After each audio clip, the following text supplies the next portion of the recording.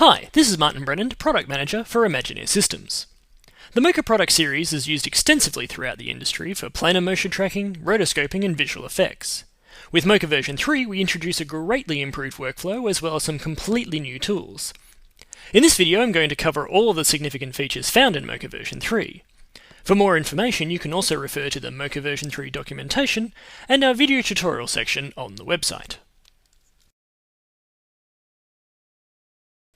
As projects get larger and larger, and roto gets more and more involved, one of the biggest demands from our customers recently has been to have more control over the shape layers. In Mocha version 3, we've completely redesigned the layer controls from scratch, so now you can have multi-layer workflow within your projects. Let's start by taking a look at multi-selection states. Here we have a great shot by Identity FX, who worked on Conan the Barbarian. We've got a huge range of layers here within this shot, and we want to start working on adjusting the layers of the man sitting in front. So what we can do is just select a single layer, and then hold down Shift, and select another layer to select the whole range of layers within that area. If we want to remove a selection or add to the selection, we simply hold down Command or Control, and click what we don't want. For example, here we have a column that we don't want to have in this selection, so I'm going to click Column, and then we've got just the area that we need for this particular example. Once we have our layers selected, we can toggle some different states within the layer control panel. If we want to no longer see the splines within the shot, we can turn off the visibility for all those layers. We can turn on their processing, which will allow them to be tracked or rendered, depending on the module that you're in. And if we don't want them to interact with the rest of the mats that we're working with, we can lock them all down with a single click. Now in version 3, you can also change the spline and mat colors from the layer control panel. So we can click on our spline colors here, and we'll change it to a different color. So we can distinguish these splines from the rest of the ones in our shot. If I turn on my mats, and we can see the vast array of mats in this shot now, we can also do the same for the mat color for the selected layers. So I'm just going to choose a nice blue color here. And then that changes for all the selected layers that we have in the layer control panel. While we have the layers selected, let's have a look at the functions that are now at the bottom of the layer control panel. The duplicate button actually still works the same way as it used to, but now works for multiple layers. And the same goes for the delete key. We now have redesigned the Align Surface button to make it streamlined alongside the other icons, but this button will now also work for all the layers at once. So if we turn on our surface, for all the selected layers, if we select Align Surface, it will blow that surface up to the full frame for all of those layers in the shot. The final one here is the group. Clicking on the group icon when there are no selected layers will create a separate empty group. But if we click the group icon by itself with layers selected, it will create a new group with those layers underneath. We can then rename our group to whatever we want. In this case, I'll just call it man. And then we can perform group operations on top of the layers underneath. So visibility will turn off all of the layers underneath that group. The same goes for processing. Even if you've got a processing tag tagged underneath the group, if you turn the processing off for the group, it will not show or render with that group one off. The same goes for lock. That will lock down all the layers under the group. And color changes will happen for the entire group as well.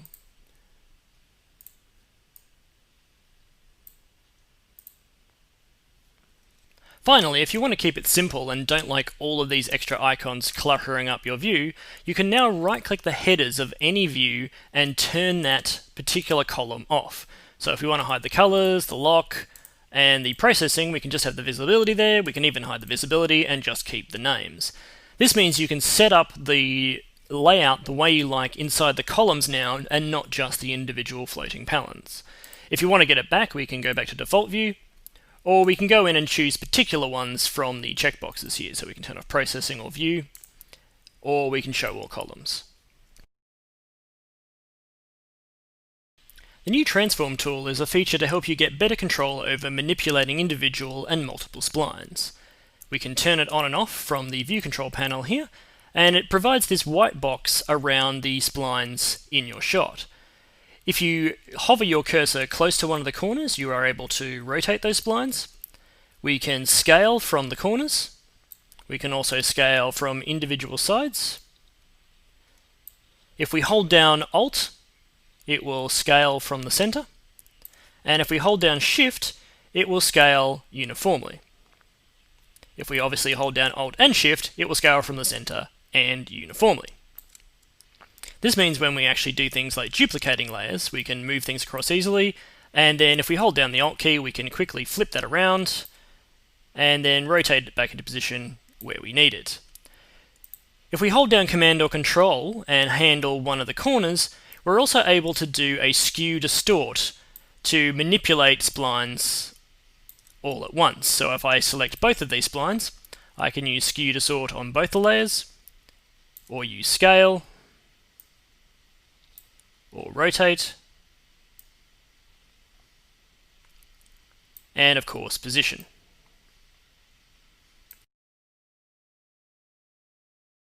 In Mocha version 3 we also now have an enhanced link tool. If I select this one layer here, and I'm just going to reposition it around the door here,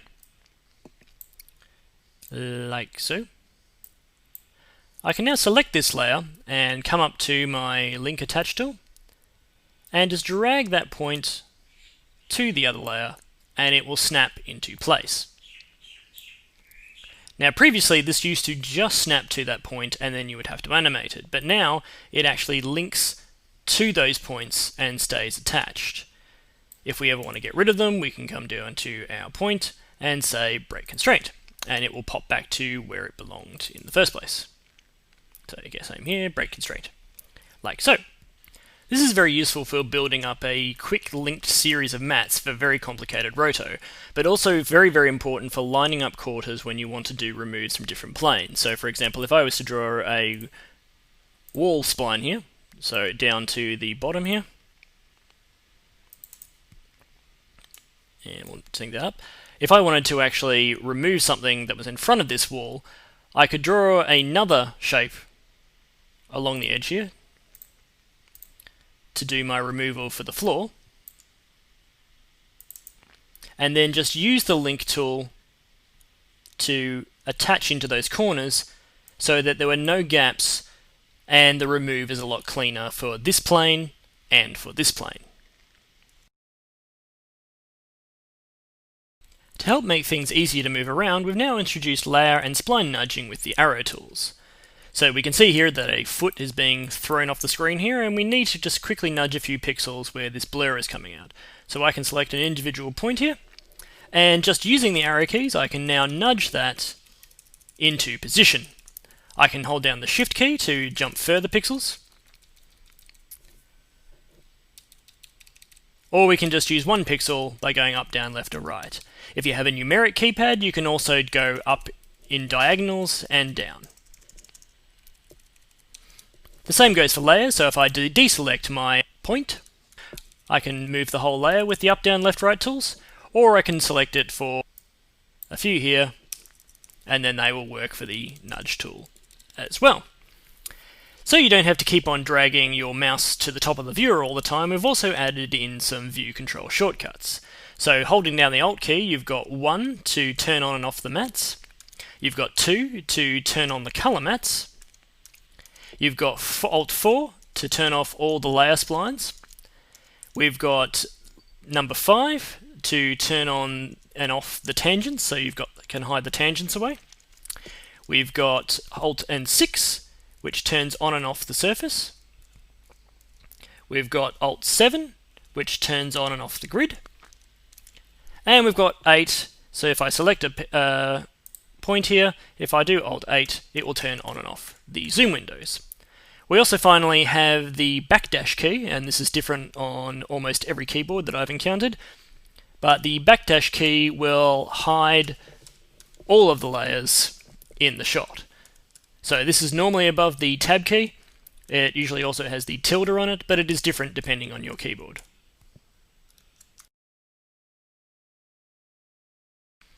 Because a single shot can sometimes be handled by multiple artists, Mocha version 3 now has a merge project option for version 3 files. If you simply go to the File menu and choose Merge Project, you can choose an additional file to merge within your shot. For example, if I choose the file here to bring in, it will bring in the roto that was done for the forward character in this particular example. You can see here too that there is no hair that's been rotated in this shot because another artist has handled that separately. So I can go back, merge a project, find my hair layer, choose open, and that will merge in the hair work that was done by another artist in the studio. Once these are merged together, you can save the project out as you would a normal file, and all of the layers will be contained within the shot. In order to help with keyframe workflow, we've introduced the dope sheet into Mocha version 3. This is accessed beside the parameters in the side panel here. This dope sheet workflow lets you view all of the keyframes within the timeline and then modify or copy them to other places within the timeline. So we can move keys by selecting them and then repositioning them in the timeline.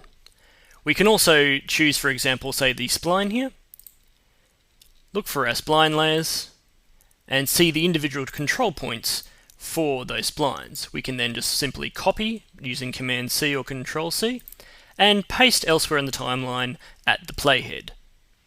The filled-in keys are the individual keyframes for every separate parameter, and the hollow keys are what are known as group keys, which are hierarchical keys above your main parameters. This means it makes it easier to move around whole bunches of keys without having to individually go in and select them separately. One of the biggest requests from artists over the years has been to convert Mocha's planar tracking into three-dimensional data. With Mocha version 3, we introduce a camera solver that will use the planar tracks within your shots to do just that.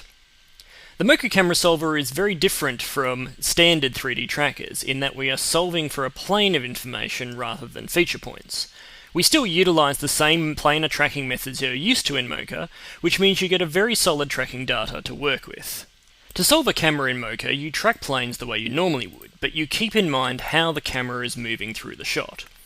Here is an example from the Swedish broadcaster SVT's work on Real Humans. We have a simple pan shot here, so we want to track the overall motion of the camera. To do this, I have tracked a large shape across the top of the shot to avoid the character walking in the foreground. To make sure my solve is very accurate, I've also tracked a small section at the background here, and the sign over on the corner.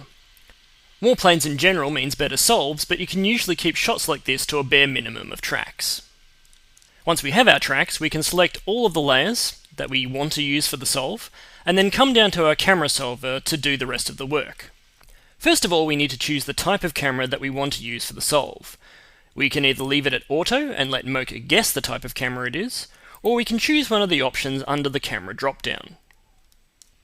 Pan tilt zoom is for cameras that are fixed in place, such as on a tripod, so they have no XYZ translation but have rotation and zoom. Small and large parallax change is for when the camera is moving, and you choose based on how much parallax there is in the shot. In this particular example, I know it's a pan tilt zoom, so I'm going to choose that option. When you select a particular type of camera, you can also choose the focal length. In this case, we know it's a 35 to 70mm camera, so I'm going to keep it at that. You can also choose to select the zooming option when there is actual physical zooming within the camera. Once you've set up your camera solve parameters, then you can go ahead and just click Solve. Some shots will solve faster than others, but pan tilt zoom is usually pretty quick. Once you've done a solve, you get a solve quality down the bottom of the camera solver. If you get a low percentage in the solve quality, this usually means that you either need to choose different layers to help solve the quality of the shot, or you need to make sure that the tracks that you've already done have actually been solid tracks to begin with. Once the camera is solved, we can then export out the camera data. Underneath the camera export options, we have the following. Right now, Mocha supports direct copy and paste of After Effects camera data via a separate plugin we're releasing with Mocha version 3. For Mocha Pro users, you also get the ability to export out FBX.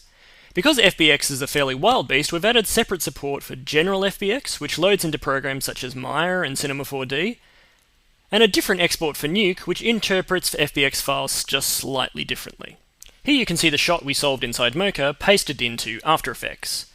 You paste a Mocha camera like you would a shape or tracking data inside After Effects. So we come up to the Edit menu and we have Paste Mocha Camera. This again is a plugin that we'll be releasing with Mocha version 3. When you actually solve for layers, you'll get an individual null for each layer that you work with. When you're choosing large and small parallax nulls, you'll get a lot more of these so that you can see the plane of information that you're working with. Here's the same shot inside Cinema 4D using the FBX export, and the same shot again inside Nuke. We will be releasing more in-depth videos about the camera solver to get you up to speed. Because Mocha's planar method is a unique way of solving cameras, we want to make sure everyone has as much information as possible. Thanks for watching this overview of Mocha version 3. If you want more information, please check out our website at imagineersystems.com. We also do tweeting, status updating, and blogging, or you can ask more questions on the forums. This has been Martin Brennand for Imagineer Systems.